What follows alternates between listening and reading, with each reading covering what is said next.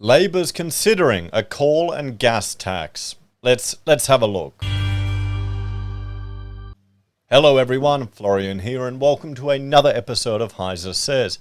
Grab your stein and probably put some rum in it because you're gonna need it for this one. So, we've got a cost of living crisis. Everything is getting more expensive. Petrol is getting more expensive. Food is getting more expensive.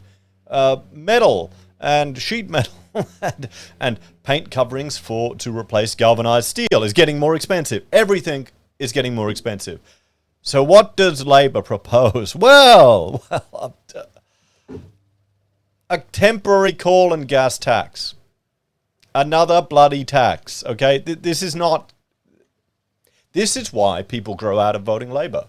Okay, this is why they haven't been in power so often. It's not because Liberal are any better. It's because they will just make your life worse. Or now it's even worse because we got all the woke bullshit to deal with too. We got woke bullshit with extra taxes. Isn't it fantastic? And it's going to be the poorest of the poor that suffer the most.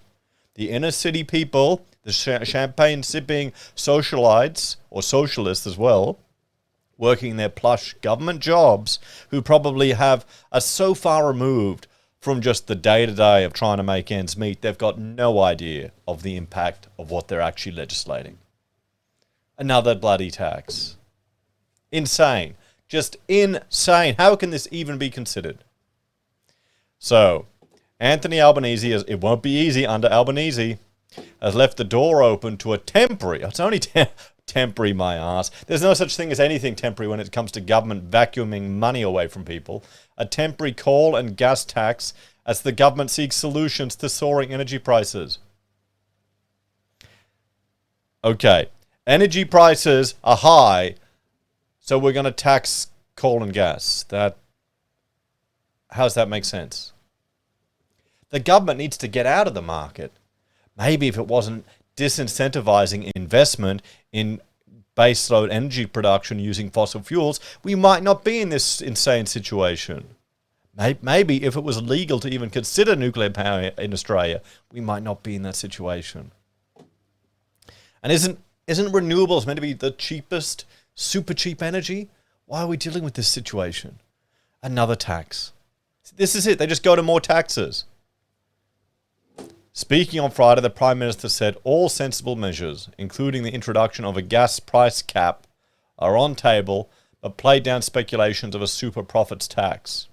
We can't just sit back and watch while energy prices go through the roof for households and for businesses, he told ABC Radio. Well, that's your entire policy. You want us to go to net zero. That means everything's going to get more expensive. You need to disincentivize people from living a comfortable life. Do these idiots really think going net zero is going to be cheaper? Do they really think that? I mean, come on. We all know, everyone knows it's bullshit. It's going to get more expensive. He said the government was working through the issues with departments and states, but his preference was not to introduce a temporary tax. Of course, because he wants a permanent. Our preference is not that, but we're working through the issues constructively, Albanese said. We need to acknowledge that in half of the states, we're literally talking about state-owned assets involved here. So the states and territories will need to be engaged here, particularly in New South Wales and Queensland.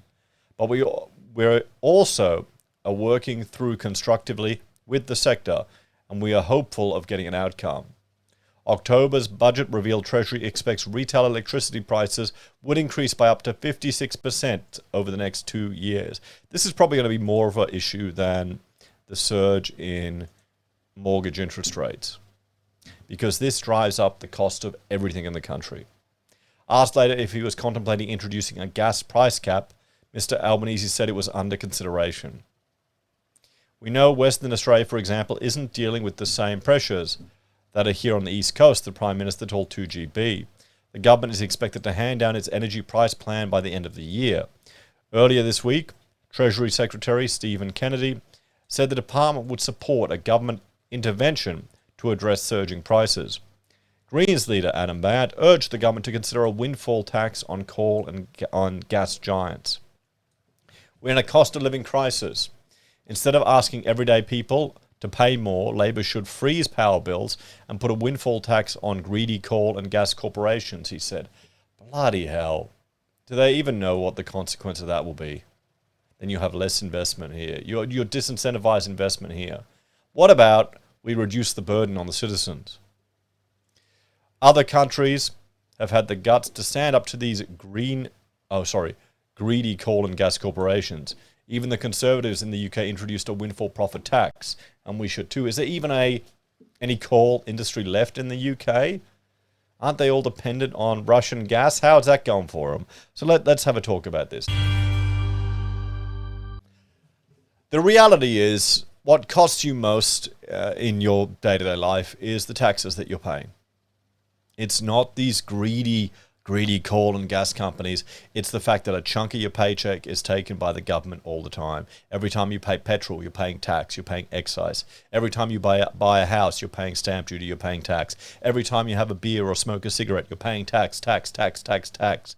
Every time you make a purchase, you're paying goods and services tax. Maybe rather than looking at ways to intervene in these companies that are actually creating jobs and opportunities for Australians, we look at who's vacuuming up so much resources from the average Aussie first. Just an idea. If you have more of your own money, then these increases will be easily manageable. What do you reckon? Maybe we should just reduce the GST by half for a temporary period to have more money in people's pockets. Just a suggestion. What do you think, guys? Anyway, thanks for watching. Check out my other channels, HeiseBim and HeiseSays International, for other topics I discuss. And if you're a fan and want to support the channel, there are a few ways you can. Financially on YouTube or Patreon. Using our referral links at Amazon, eBay, Independent Reserve or AussieBroadband. Buying our pocket squares or calling us if you need an architect. Take care, guys. Have a great day. And I'll see you in the next episode of HeiseSays. Another tax. It's Labour.